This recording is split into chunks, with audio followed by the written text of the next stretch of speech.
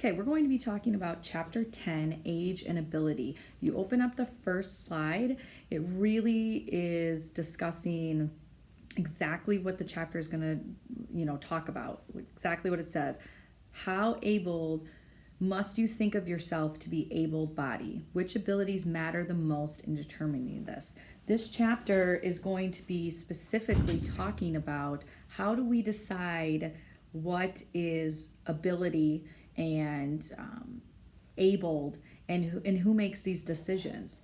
So continuing on, what counts as abilities, and this chapter will do a really good job of kind of making you start to think about who makes these choices. Who says that you must be this way in order to participate? And how did we make these choices? And, there's going to be some discussion about safety and all of those types of things. But I do think it's going to help you kind of start to understand that some of these decisions that we've been making in society about sports and who gets to participate is kind of interesting and kind of actually like, why don't more people have access to sports? Non-disabled versus disabled. When you think about it, what does it mean to be disabled? And what does that look like? And again, who makes these decisions? There's a picture here I like to point on slide 5. If each of these women can run a 40 meters faster than 90% of men in the world, on what basis are they disabled? So yes, they don't have, legs the way some of us have legs, okay? They are using prosthetic running legs there. But what makes them disabled that they are that fast? I mean, they're still using so much of, their power and strength to be this way. Continuing on, one thing I do want to point out is the ability kind of continuum, because that will be something there. Who draws this line and who makes a decision that, you're able or you're not able to play certain sports. Ideas about age and belief are also changing in our society. So, we're seeing people participate at a lot later ages in life, and that's actually becoming more acceptable and something that people do quite often. Being practical about ability in terms of everyday life, an impairment is a physical, sensory, or intellectual condition.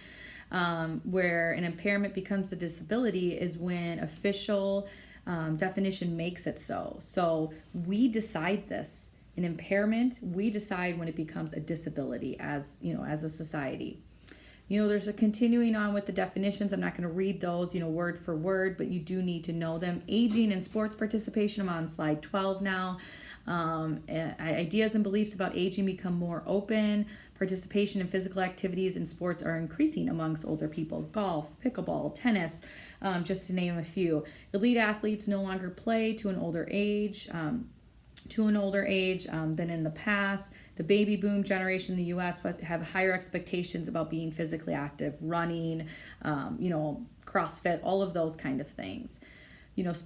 Sports participation has really become, like a family thing. So you're seeing all ages, coming together and running together and things like that. Research on older people in sports indicates sports participation helps people really navigate becoming older. So the longer you keep participating, it kind of allows you to navigate in a different way. The meaning of ability for people with a physical or intellectual impairment, handicapped is a negative term that refers to being held back, weighted down, or marked as inferior. So, it's not a positive word whatsoever. Don't diss me. People with impairments are dissed when they are, put down in that capacity. The meaning of ability, it differs depending on the environment. Think about just even, athletic sports and just everyday life. I mean, just because you can't kick a ball, does that make you, inferior? No, you would say, well, you just don't play soccer. Well, why can't we think about that in all facets of life? Why somebody in a wheelchair can't do something that the rest of us do? And why shouldn't they have the same rights to play sports as the rest of us do. I mean, think about that. Just because they have an impairment doesn't mean they shouldn't have the same opportunities that the rest of us do. Continuing on, it can be disabling when others define you by the terms of your impairment, and limitations create, real loneliness. Just like everything else we've been talking about, gender, race, we need to continue to see role models. We need to continue to see people participating in sports who maybe fall outside what we consider the norm. That way, it becomes the norm to see people, participating in athletics. I'm on slide 19 now. There's a lot of different ways that people can participate in sports that, will allow them to do different activities than, just the run-of-the-mill kind of stuff. So there's new technology out there and, new facilities that really would help facilitate them being, fully participating in a lot of different activities.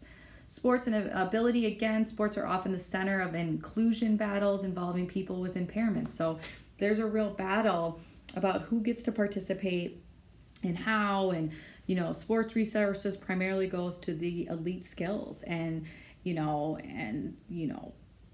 people who have the money to do so. It's an expensive venture for people with impairments to participate. So the barriers to sports participation. Okay, this is an important slide I want to make sure we go over. Lack of encouragement and guidance. Okay, there's a lack of fully accessible gyms and facilities. So some gyms you can't even access, or fields, or however you want to put it. Too many one-time opportunity events, and they're not scheduled regularly. Not. Wartburg does a wonderful job. We have, a day of inclusion and things, but that's just it. It's one day where, how can we get more inclusion and have more people participate in like a sport, unified sports day. It's just a wonderful day and they have so much fun. If any of you have ever participated in it, it's fantastic. And if you haven't, I strongly recommend that you do.